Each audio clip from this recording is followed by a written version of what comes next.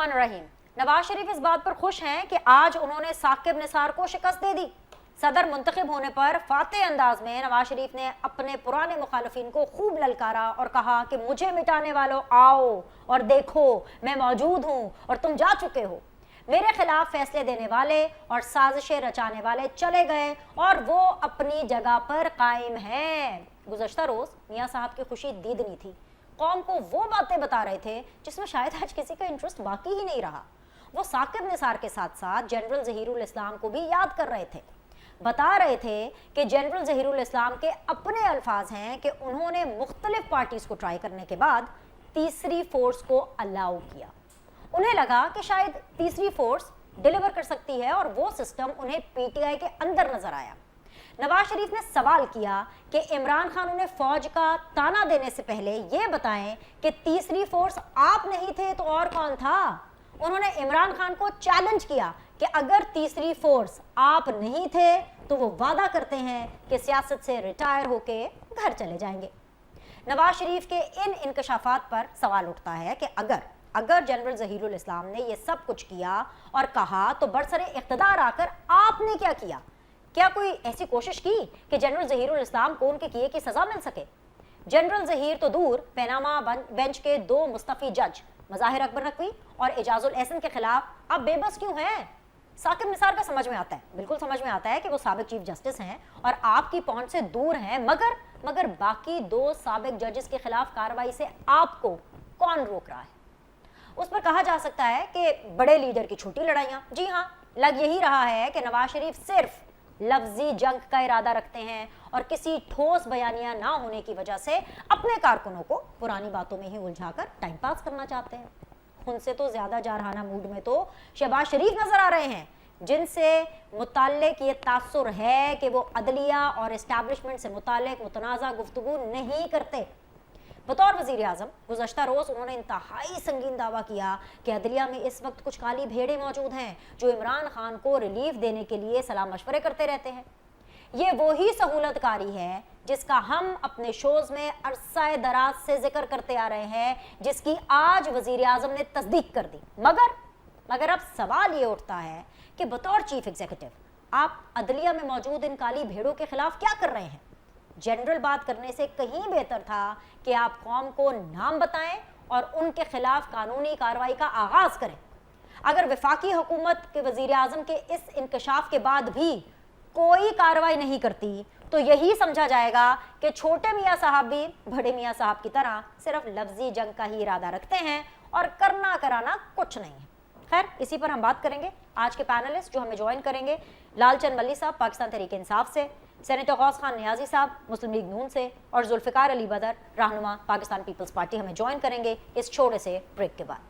अस्सलाम वालेकुम जी। और प्रोग्राम के इस हिस्से में मुझे ज्वाइन किया है वेरी ऑनरेबल लालचंद मल्ली साहब ने, पाकिस्तान तहरीक इंसाफ को रिप्रेजेंट करें। अस्सलाम वालेकुम, खुशामदीद।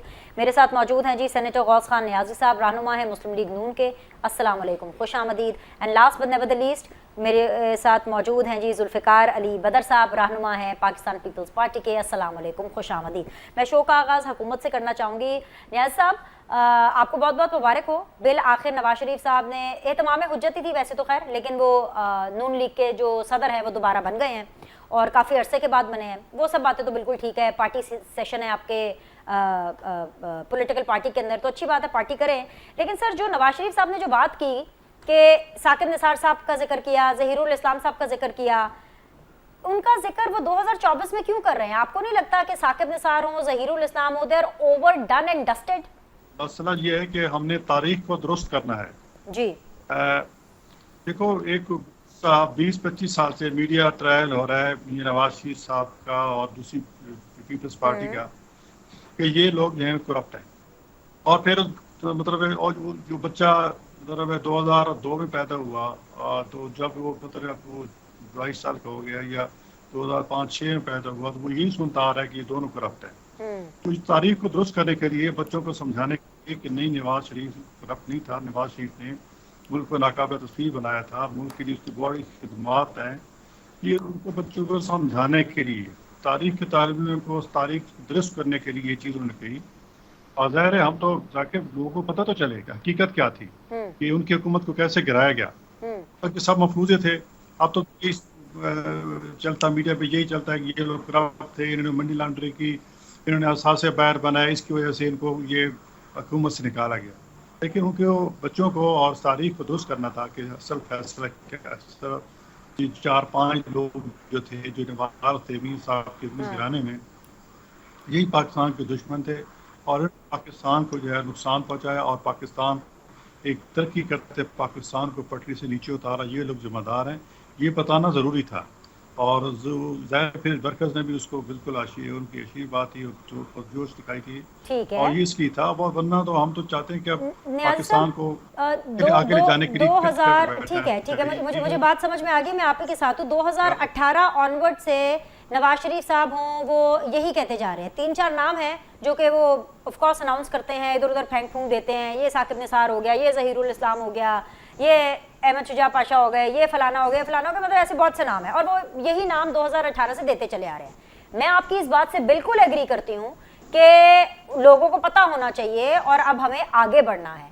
तो सर, माजी को सही किए बगैर, सजा और जजा का कॉन्सेप्ट इंट्रोड्यूस किए बगैर आप आगे कैसे बढ़ेंगे? नवाज शरीफ साहब ने ये नाम इतनी दफ़ा लिए हैं, उन्होंने जब सदर का ओथ लिया, मतलब ओथ इन द सेंस कि जब वो दोबारा सदर बने उन्होंने दोबारा नाम ले लिए, तो उससे क्या होगा जब तक आपने उनको अकाउंटेबल नहीं ठहराया? चले जी, मैं एस्टैब्लिशमेंट की बात नहीं करती, मज़ाहिर नकवी साहब को देख लें, उनके खिलाफ आपने कुछ किया, कुछ नहीं कर सके, तो फायदा क्या? फिर मेरी बातें ही है ना, गल्ला ही नहीं रही और की। ये मैं कह रहा हूँ कि रियासत हमने पॉइंट आउट तो करना है, अब हम उसके एक्शन ले सकते हैं। देखो, हम माजी में कुछ पार्टी जो बड़ी मेजर पार्टी है उनकी तरफ से एक डिक्टेट था, उसके खिलाफ केस किया, फिर हमें मैं आपको दोबारा डायल करने की कोशिश करती हूँ। ठीक है जी, आपकी ऑडियो में बहुत डिस्टॉर्शन आ रही है, संजय साहब दोबारा आपको मिलाने की कोशिश करते हैं। लालचंद मल्ली साहब, अस्सलाम वालेकुम, बहुत बहुत शुक्रिया सर ज्वाइन करने के लिए।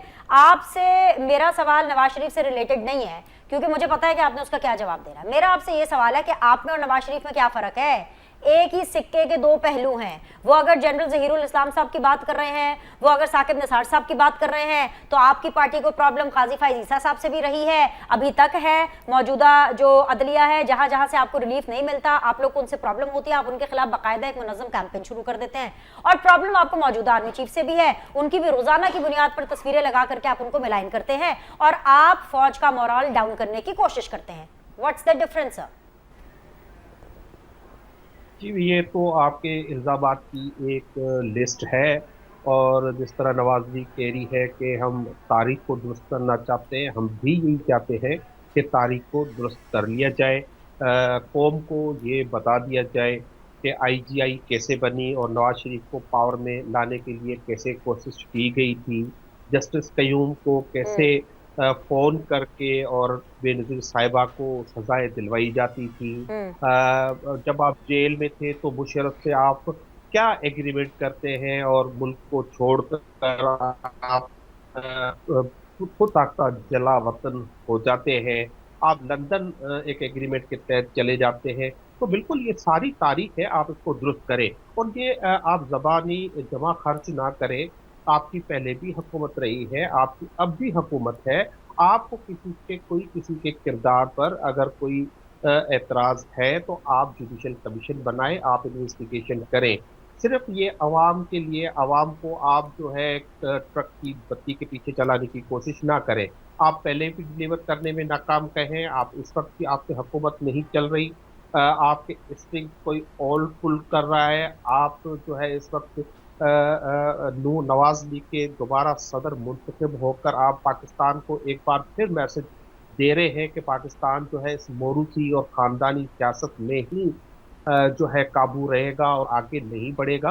तो हम इसको मुस्तरद करते हैं। जहाँ पाकिस्तान तहरीक इंसाफ का बयानिया है वो बहुत वाज़ेह है और हमने ही नहीं, वो अदालतों में भी वो साबित हो गया है। आप साइफर केस देखें, वहाँ पे हुकूमत ने ये एतराफ़ कर लिया है कि इमरान खान जो कहते रहे हैं वही साइफर है, और इमरान खान जो कहते रहे हैं वो आप सबको पता है कि इमरान खान की हुकूमत को एक साजिश के जरिए हटाया गया। वो साजिश अमेरिका के और डून ने की, और हमारे यहाँ पे उसके पाकिस्तान में उसके एग्जीक्यूशनर थे जिसने उस पूरे प्लान को वो किया। तो हमारा तो एहसास भी हो रहा है, हम अदालतों में भी हैं, हम जेलों में भी हैं, हम पे केसेस भी चल रहे हैं, ये तो हुकूमत में आते हैं, ये अयाशियाँ जब हुकूमत में नहीं होते हैं तो बाहर जाकर अयाशियाँ करते हैं और पाकिस्तान में आके लेकिन सर बताते जो हैं कि इन्होंने आपका, मुल्क allow me to ask this sir, आपका जो बयानिया जो सोशल मीडिया पर चल रहा है और इमरान खान साहब के ट्विटर अकाउंट पर चल रहा है, उसमें जो पाकिस्तान की फैसिलिटेशन रही बकौल आपके हुकूमत गिराने में,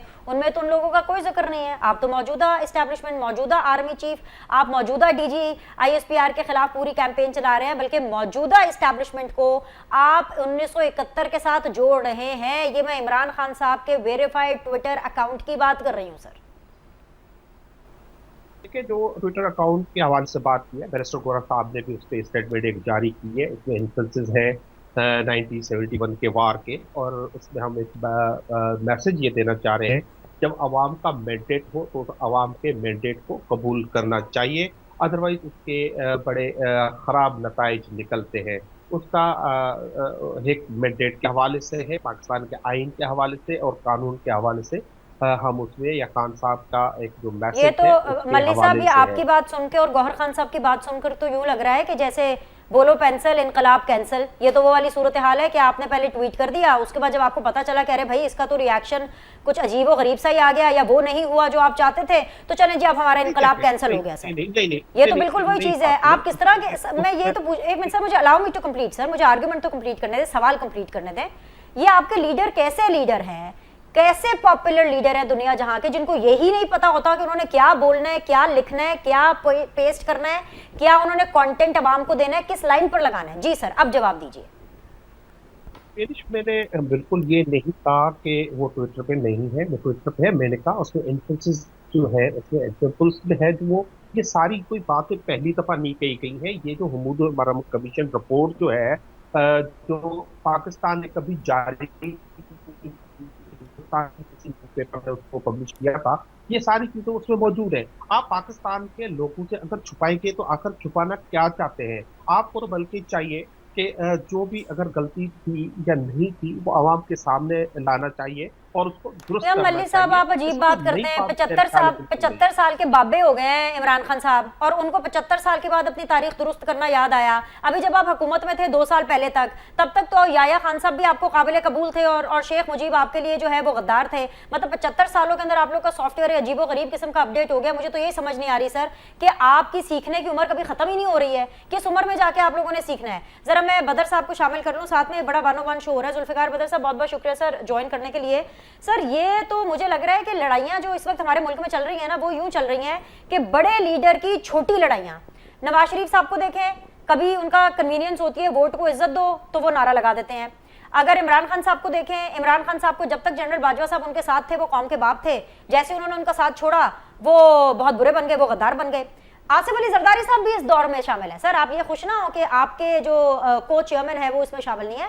आसिफ अली जरदारी साहब ने बतौर हालात, बतौर कन्वीनियंस ये कहा था कि अपने हद में रहिए, आप यहाँ पर 3 साल के लिए हैं, मैं यहाँ हमेशा हूँ, मैं ईंट से ईंट बजा दूंगा।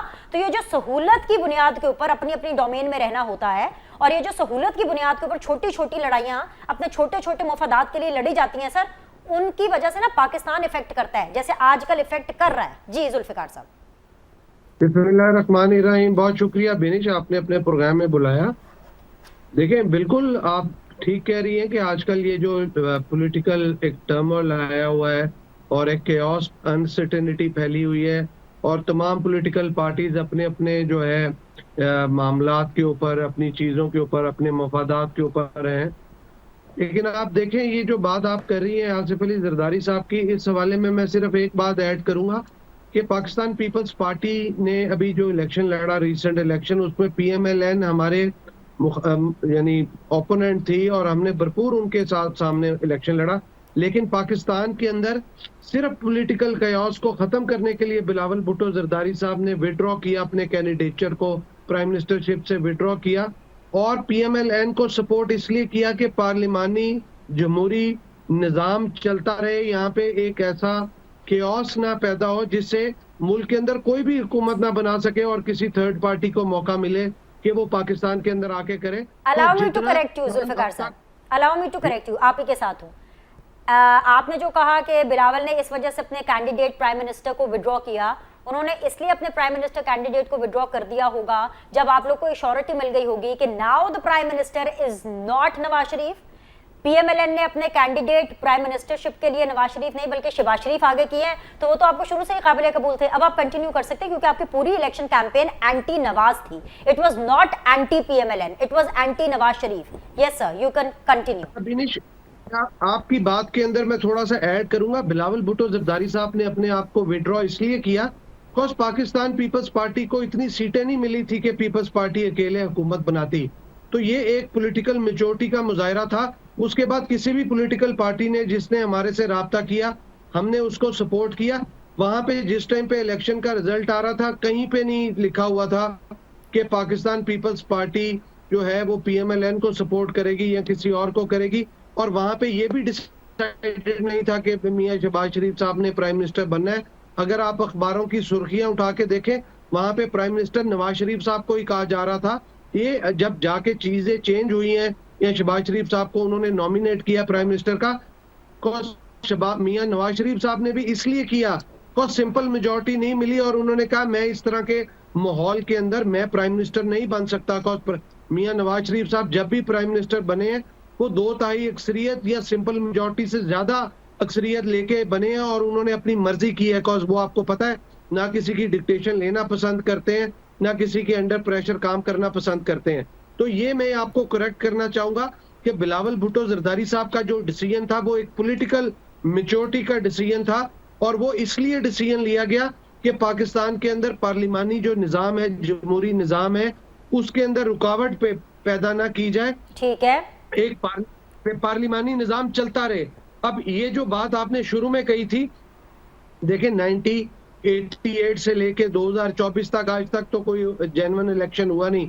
पीपल्स पार्टी को 88 में भी 2/3 अक्सरियत मिलती थी, 2008 में भी मिलती थी लेकिन नहीं दी गई। 1990 में पीपल्स पार्टी की बहुत सारी सीटों को हरवाया गया, 93 में हरवाया गया और मियां नवाज शरीफ साहब को प्राइम मिनिस्टर बनवाया गया।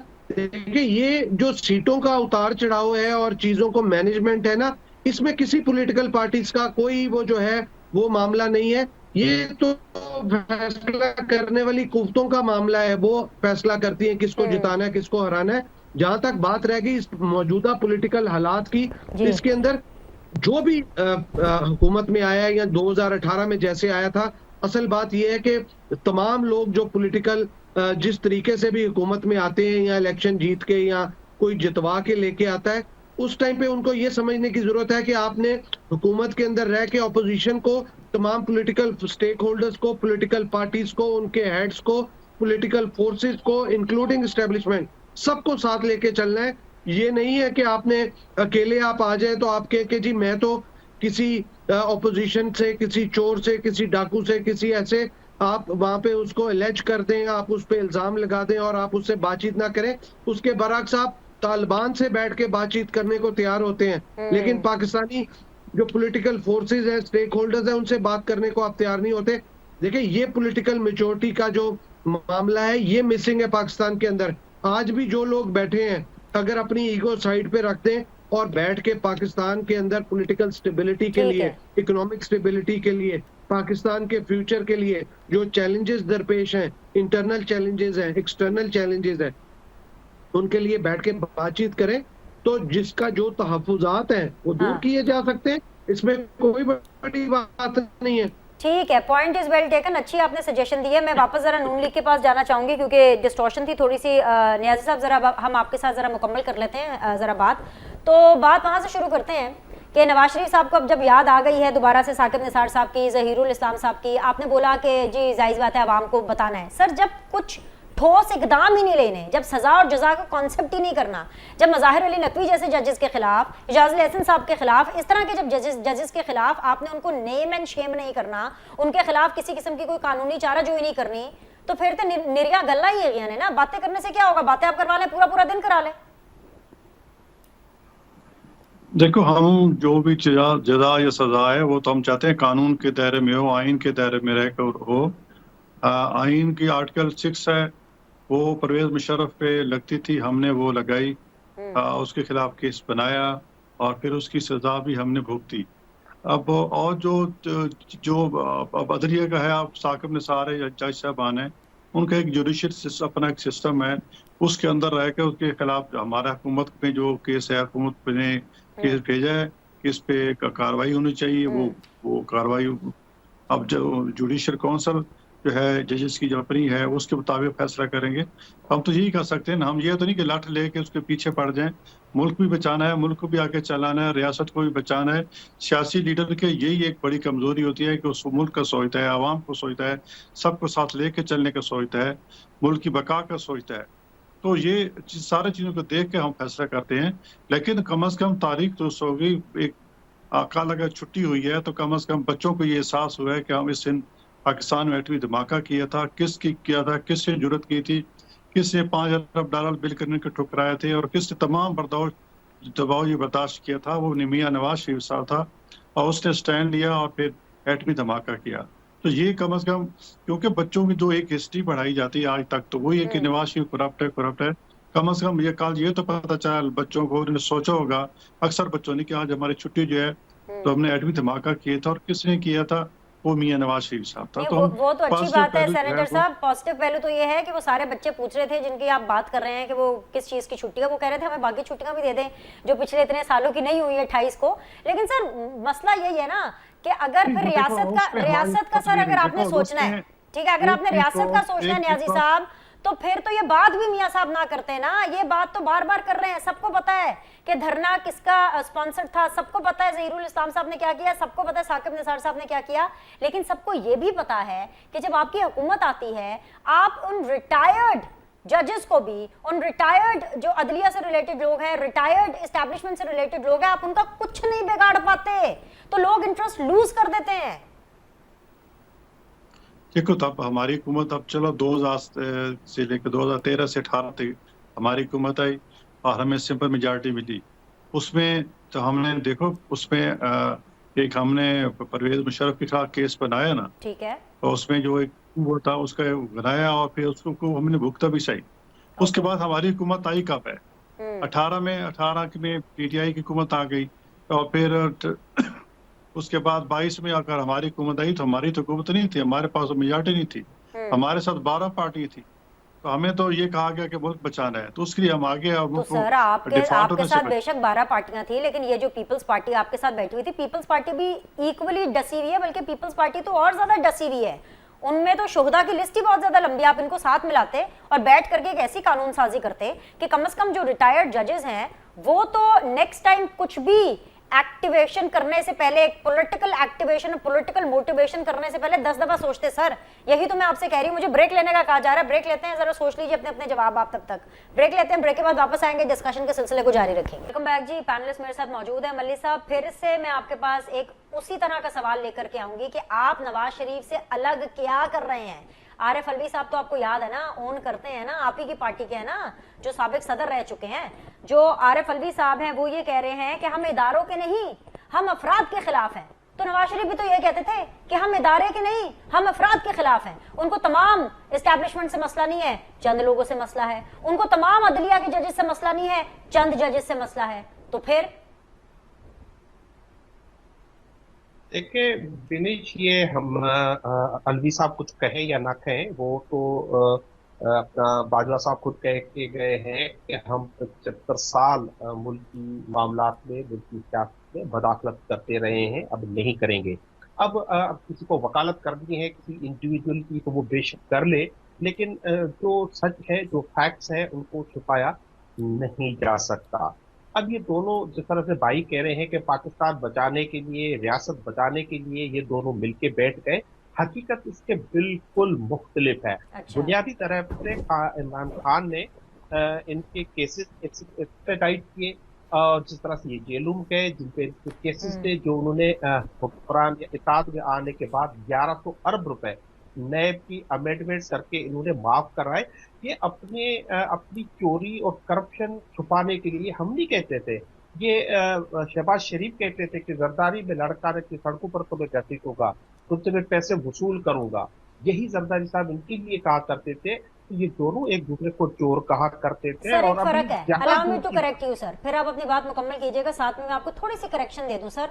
जरदारी साहब ने जो नून लीग के बारे में बोला, नून लीग ने जो पीपल्स पार्टी के बारे में बोला, सब ने मुताद्दिद बार सर माफिया मांगी। शहबाज शरीफ साहब ने तो कराची जा करके, जो आसिफ अली जरदारी साहब है, उनके घर, उनके होम ग्राउंड जाके माफी मांगी। सर यहाँ पे फर्क है, मुझे मुकम्मल करने देना सर। फर्क ये, आप ही से जवाब लूंगी। आपने मौलाना साहब से माफी मांगी कि आप इतने साल उनको डीजल कहते रहे हैं। आपने अचकजई साहब से माफी मांगी कि आप दुपट्टे लहरा के उनकी नकल करते रहे हैं। माफी तो मांगे, माफी भी नहीं मांगते, फिर भी उनको साथ जाके मिला लेते हैं। आपने परवेज इलाही साहब से माफी मांगी थी कि हमने आपको कौम का सबसे बड़ा डाकू कहा था। अब मुकम्मल कर लें अपनी बात। अब मुझे आपकी बड़ी मेहरबानी कि आप मुझे मुकम्मल करने देगी बात। देखिए, मैं कहता हूँ ये पूरी उम्र माफिया मानते रहे ना, तभी उसका कोई मतबादल नहीं है। उन्होंने मुल्क लूटा है, कौम को लूटा है। इमरान खान जो भी उसके पास था उसे मुल्क में लेके आया है। आप बेशक हंसे, क्योंकि आपको हंसी आना चाहिए, क्योंकि वो इतना सादा बंदा है। वो जेल में पड़ा है, जिसको ऑफर होती है आप बात अच्छा, करने जाओ, वो इनकार करता है। वो कहता है मेरा जीना मरना इस मुल्क से है। आपको हंसी इमरान खान पे आती है, उन पे नहीं आती जो बूट चाट कर प्लेन में बैठकर संदूकें भरकर मुल्क से भाग जाते हैं, जो प्लेटलेट्स गिरने का बहाना कर कर मुल्क से भाग जाते हैं। हंसी को आप उन पे आना चाहिए कि वो उन्होंने उसके बाद वो आज तक वो रसीदें देने के लिए तैयार नहीं है कि एवन फील्ड के फ्लैट्स कहाँ से आए। फिर वो नैब में अमेंडमेंट्स करते हैं। अब वो हमें सिखाते हैं ये जमहूरियत का सबक।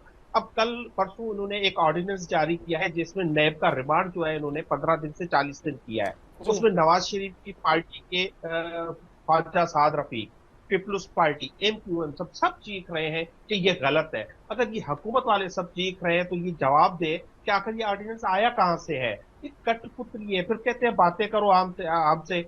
आपके खुद के इख्तियार नहीं है। आपका अपना कोई इख्तियार खुद पे नहीं चलता। आपका ना इंटीरियर मिनिस्टर, ना वजीर खजाना। आपको हुक्म आता है कि भाई आप फैसल वाडा को सेनेटर आजाद इलेक्ट करें, आपको करना पड़ता है। आपको कहते हैं कि मोहसिन नकवी को आप आजाद इलेक्ट करें, तो आपको करना पड़ता है।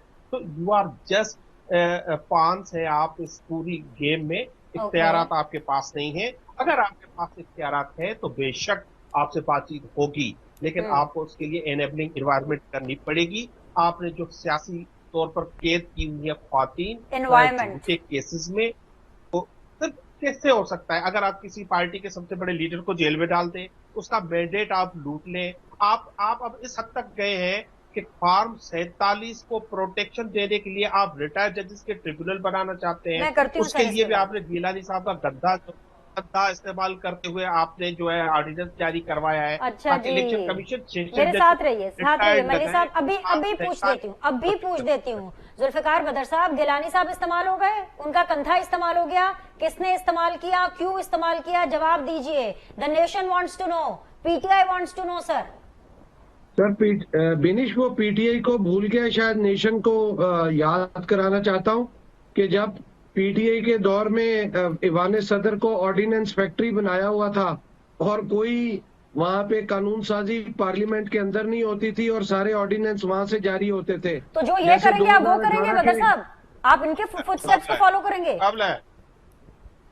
फॉलो नहीं करेंगे बिनिश। ये जो ऑर्डिनेंस हुए हैं ना, इसके अंदर हुकूमत ने कोई ना कोई अमेंडमेंट या जो चीज है वो आगे असेंबली से करवानी थी, लेकिन चूंकि नंबर इस टाइम मौजूदा तौर पे पूरा नहीं था तो उन्होंने वक्ती तौर पे अर्जेंटली उसको ऑर्डिनेंस के तौर पे कर लिया। आगे उसकी अमेंडमेंट जो है सिंपल मेजोरिटी से वो कौमी असेंबली से भी और सेनेट से भी करवा लेंगे, नंबर पूरा है और वो हो जाएगी। ये कोई कॉन्स्टिट्यूशन की अमेंडमेंट नहीं थी जिसके लिए 2/3 अक्सरियत चाहिए हो। ये सिंपल मेजोरिटी थी। नॉट दैट कि मैं कुछ चीजों को या सही चीजों को या गलत चीजों को मैं को अपने आप पे जस्टिफाई कर रहा हूँ, पर मैं आपको प्रोसेस और प्रोसीजर बता रहा हूँ। उसके अंदर क्या अच्छी चीज है, क्या बुरी चीज है, वो डिबेटेबल है। असेंबली में डिस्कस कर लें। अगर वो चीजें ठीक है तो उसको अडॉप्ट कर लें, अगर वो चीजें ठीक नहीं है तो उसको बिल्कुल डिक्लाइन कर दें। वैसे जुल्फिकार साहब, सॉरी टू कट यू, मुझे पहले ये बताइए कि आप लोग तो जमहूरियत कितने बड़े चैंपियन बनते हैं। सब मेरा आपसे भी यही सवाल है, पहले जरा जवाब मैं अच्छा कैसे है, मैं यही तो बता रही हूँ ना, इसलिए मैंने बनने का लफ्ज इस्तेमाल किया कि कैसे आप इतने जमहूरियत पसंद हैं कि नैब तरमीमी ऑर्डिनेंस के तहत जो नैब रिमांड है वो 14 दिन था पहले, जो आप ही लोगों ने ऑर्डिनेंस के तहत किया था, मतलब कि ये पीडीएम की हुकूमत ने इससे पहले, उसके बाद उस 14 दिन को बढ़ा करके 40 दिन पे ले गए। उससे पहले पीछे जाए तो 90 दिन का था। सर ये आप इसको 40 दिन पर क्यों लेकर के गए? दूसरी चीज ये कि बदनीयती पर मबनी केस बनाने पर नैब ऑफिसर की सजा 5 साल थी, उसको आपने कम करके 2 साल कर दी। मुझे तो लगा कि आप 7 साल या 10 साल करेंगे, प्लस आप पैसों का मॉनेटरी फाइन भी उसके ऊपर ऐड करेंगे, प्लस आप और रिस्ट्रिक्शंस करेंगे। ये तो कुछ भी नहीं, तो ये कैसी जमहूरियत है? इसीलिए मैंने कहा जमहूरियत के चैंपियन बनते हैं। And then again why ordinance? देखिए, पाकिस्तान पीपल्स पार्टी जमहूरियत की चैंपियन थी, है। पाकिस्तान के अंदर 4 मार्शल लॉ लगे हैं और चारों मार्शल लॉ के खिलाफ पीपल्स पार्टी ने आवाज उठाई है। और चारों मार्शल लॉ एडमिनिस्ट्रेटर जितने डिक्टेटर हैं उन चारों ने मेरे वालिद को जेल में रखा और कई कई साल रखा। इस वजह से सिर्फ मेरे वालिद नहीं, पीपल्स पार्टी के और भी बहुत सारे लीडरान पीपल्स पार्टी की क्यादत भी जेल में रही।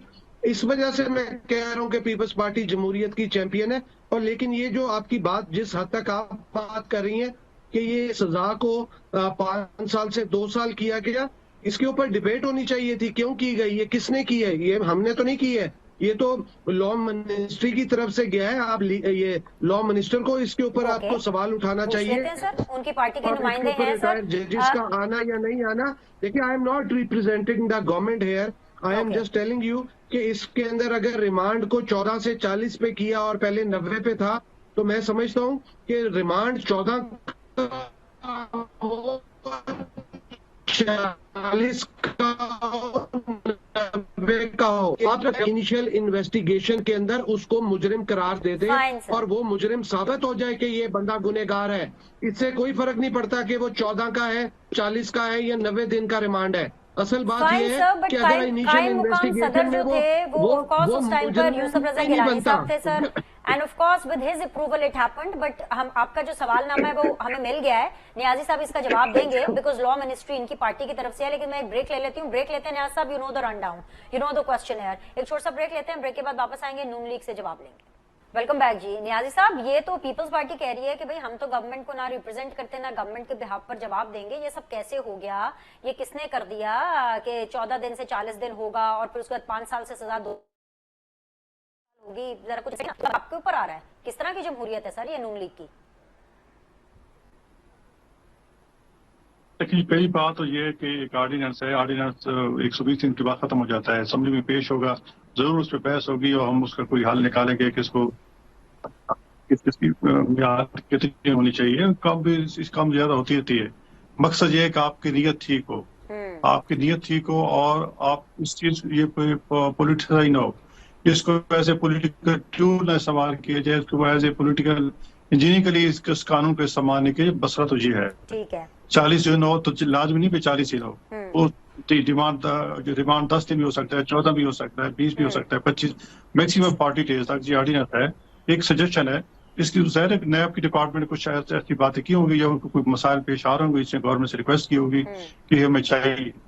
तो ये 120 दिन इसकी म्याद है। इसके बाद ये कौमी असम्बली पेश होगा, सेनेट में पेश होगा, इस पे डिस्कशन होगी। ज़ाहिर है हमारे पास अक्सरियत नहीं है, तमाम सियासी पार्टियां मतलब इस कानून पास कराने के लिए तमाम सियासी पार्टी इनपुट होगी, तो दरमियानी रास्ता निकल आएगा। जब कोई ना कोई इदारे जब एक कानून पेश होता है, नैब ऑर्डिनेंस पेश होता है, फिर वो जाता है स्टैंडिंग कमेटी को। स्टैंडिंग कमेटी में तमाम पार्टी की होती है, नुमाइंदगी होती है, वहाँ पे डिस्कशन होती है, उसमें ये कमी पेशी हो जाएगी। तो उस पर कोई ज्यादा जो है मतलब शोर डालने की जरूरत नहीं है। हाँ, अलबत्ता ये है कि हम ये इंश्योर करेंगे कि इसको एज ए पोलिटिकल टूल ना इस्तेमाल किया जाए, सियासी इंजीनियरिंग के लिए ना इस्तेमाल किया जाए, और इंशाल्लाह हम नहीं होने देंगे इस बात को। अरे नियाज़ी साहब, पिछली दफा भी ऐसी चीजों को आप कहाँ रोक पाए हैं जो अब आप इन चीजों को रोक पाएंगे? छोड़ दें भाई, छोड़ आए हम वो गलियां। आप लोग का तो ये हिसाब है। मल्ली साहब, मुझे तो अली अमीन गंडापुर साहब ने बड़ा कंफ्यूज कर दिया है। वो विफाक में आते हैं तो उनकी पर्सनालिटी बदल जाती है। विफाक में आते हैं, गिट्टे गोडों को हाथ लगाते हैं, गले मिलते हैं, साथ बैठते हैं, वज़रा के शहबाज शरीफ साहब के सामने हाथ बांध कर खड़े होते हैं। जैसे खैबर पख्तूनख्वा में जाते हैं, फिर से धमकियां, फिर से तड़ियां। उनके अंदर एक सुल्तान राही की रूह आ जाती है। मुझे तो समझ नहीं आई। कल सब कुछ, परसों इनफैक्ट सब कुछ अच्छा चल रहा था, आज फिर वो गम में बदल गया है। आज तो पता नहीं कोई इतना ज्यादा सोग लग रहा है कि वो कह रहे हैं कि जी जैसे अंग्रेजों से आजादी ली थी वैसे ही अपना हक लेंगे। तरबेला से एक बटन बंद कर दिया तो आधे पाकिस्तान की बिजली बंद हो जाएगी। इमरान खान साहब ने एक इशारा किया, एक कॉल दी तो हम इनका वो हाल करेंगे कि इनकी नस्लें याद रखेंगी। सर ये कितने अली अमीन गंडापुर साहब हैं, कितनी पर्सनालिटीज है उनकी, हर शहर में जाके अलग अलग हो जाएंगे वो। फिनिश पहले थोड़ा सा जो बदर साहब ने कमेंट किया उसको तारीख को दुरुस्त कर ले कि उन्होंने कहा कि 4 बादशाह लगे हैं और पीपल्स सर पार्टी आप तो चारों तारीख बादशाह को के ना ही खिलाफ दुरुस्त थी। करें ऐसा तो है। बेहतर है। 71 की तारीख के साथ आपने जो कर दी है उसके अंदर क्या दुरुस्तगी बाकी रह गई है सर। जी सर कर लें बात, वक्त कम है जी, कर लें सर। बात कंप्लीट करके इन्होंने कहा कि 4 बादशाह लगे हैं और चारों पीपल्स पार्टी मुखालिफ थी। जब 2 बादशाह लगे, अयूब खान के मार्शला में वजीर खारजा जुल्फकार अली भुट्टो थे। जब यहिया खान का मार्शला था तो उस मार्शला में डिप्टी प्राइम मिनिस्टर भुट्टो साहब थे। जियाउल हक का एक एक्सीडेंट में उनकी मौत हो गई और जनरल जियाउल हक के साथ से इन्होंने एनआरओ लिया।